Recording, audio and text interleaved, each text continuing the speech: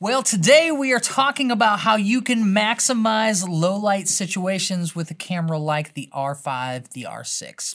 Let's get into it.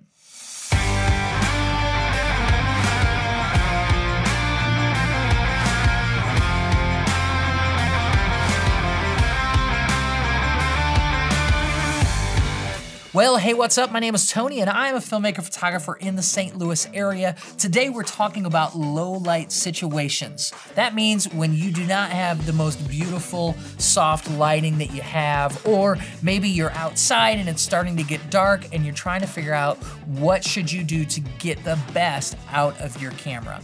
Now, I talk a lot about the EOS R, R6, R5, the RP, the R3. I love their menu systems. I love the quality of video and photos that you get out of these mirrorless cameras.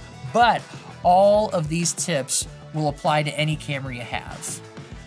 Now, at the end of the day, sometimes you're just gonna have to shoot when it's not ideal situations. And so the best thing that you can do is to get a faster lens. Now, whether you're shooting on a kit lens or a lens like the 24-105, I love this lens, but it's an f4. And if you get a faster lens, say even the nifty 50, which is an f1.8, you're gonna be really impressed with how much better it does. And the other advantage of faster lenses, it gives you a little bit more bokeh. So you're gonna have to figure out what can you do, what's in your price point, all of those things. I would highly suggest the RF 50mm f1.8. This lens, for the price, it's only a couple $100. You're gonna be just blown away by the quality that you get with this lens. And it bumps your aperture down all the way to f1.8, which is significantly different than the f4 lens that I typically shoot on day in and day out. Now, if you don't necessarily want to spend money on another lens, another trick that you can do is that you can just actually shoot wider than tighter.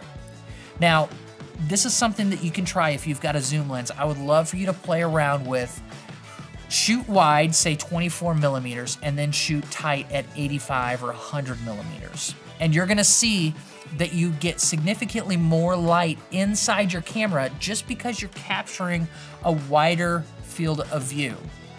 When you shoot tight, it kind of closes it in and you're just not gonna get as good of low light situations. So, if you've only got one lens with you and it's a zoom, stay as wide as you can, and that will help you get better low light capabilities.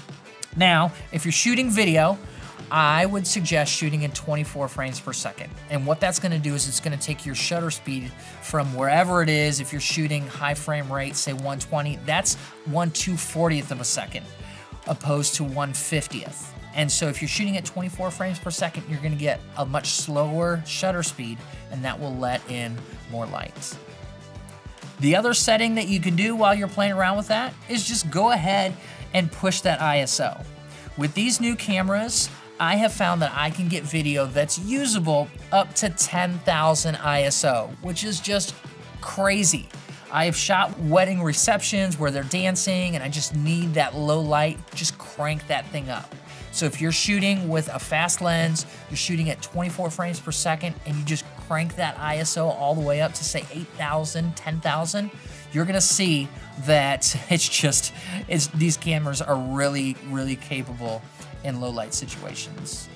Now, once you get into post-processing, you can add in some noise reduction, whether you're using Lightroom for photos or there's like Neat Video for Premiere Pro. Most of the time, if you're exposing properly and you bring those shadows back down in video, I don't have to add in any kind of like Neat Video like denoiser on my footage. I just have to deal with a little bit of the grain, which I think looks normal.